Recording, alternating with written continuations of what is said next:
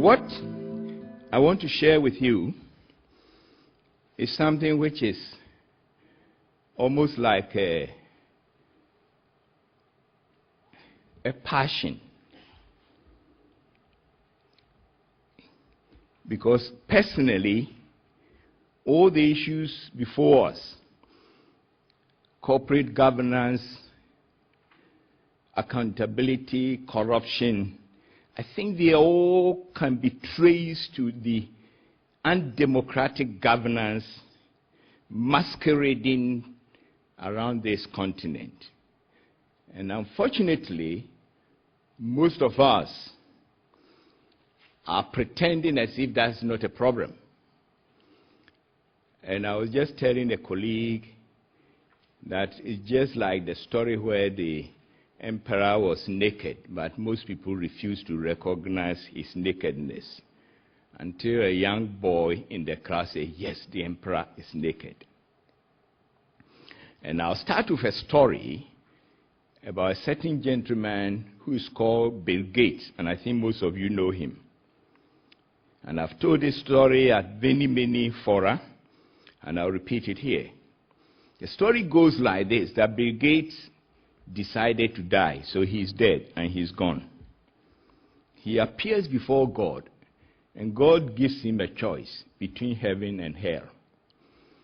And he asks, God, are you serious? I said, sure, the choice is yours. So Bill says, can I look at the two places first? Go ahead, he goes. First he goes to hell, and to his surprise, it's such a beautiful scene, beaches. Come and see, people playing volleyball, football, World Cup, everything. He said, what? Is this heaven, hell? Then I can't wait till I see heaven. He goes to heaven, the same practice there. The only difference is that it looked a bit dull in heaven. Most people are busy with their Bibles. The Catholics with their rosaries. The nuns, their hairs bound down. He said, what? So he goes back to God, and God says, have you decided? Yes. Where do you want to go? He says, hell. So he goes.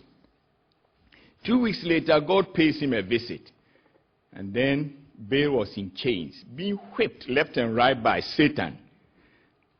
So God goes, hey, Bill, what's up? He said, God, what happened to all those beautiful beaches and the beautiful other things? God said, oh, you, Bill, you don't know? That was the screensaver. So, ladies and gentlemen,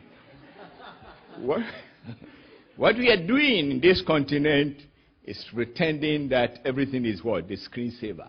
But beneath all this, everything is rotten.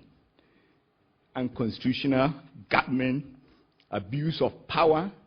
We all seen this. Corruption at the highest level, destruction of institutions. And most African countries, post-independence, are older than Barack Obama, who came to Ghana a few months ago to tell us that Africa does not need strong men. Africa needs what? Strong institutions. Where are the institutions that will govern democracy, that will protect us against corruption, that will protect us against abuse of power? Mugabe up there. DRC, we saw it under Mobutu for years. And the continent is being destroyed. But what are we doing? What is our contribution? And I have presented, you can go through the entire slide, that's not what I will do today. What I'm suggesting is that if you look at the practice which is now sweeping across the continent, if you could turn us to slide 19, Africa is now suggesting that we want to be governed by democratic institutions. Through the AU Constitution, we have now decided clearly that that's what we want to do. If you move on to slide 19, if you move to, we are all suggesting, am I to control it from here? That's next. Oh, good. You should have shown me. Some of us are not. Yes. modern Africa's aspirations, from Organization of African Unity to African Union, we are seeking a democratic solution. Democratization, we have demonstrated this to be governed by constitutional democratic governments, have free and fair elections, bring about economic development for the peoples of the continent, and so forth and so forth. But then, you can see that in spite of our desire to do this, the effort is limited. At the end of the day, you will discover that 10 years ago, one guy decided to be a strong man, pulled a gun, became the head of state. After 10 years, he's now recognized as what? A statesman. Runs around the continent, international fora, recognized with dignity. What message are we sending around? The end justifies what? The means. Sooner or later, the guy in Guinea, we may forget about all the atrocities, and he will also be what? Recognized. So in my presentation, as I have taken you through what the AU is saying, that we are determined to promote and protect human and people's rights, consolidate democratic institutions, further determined to take all the necessary measures, and so forth and so on. Then we go further, that under the objectives of Article of the Constitution, promote peace and security. We go on further and further. Respect for the sanctity of human life. We go further and further.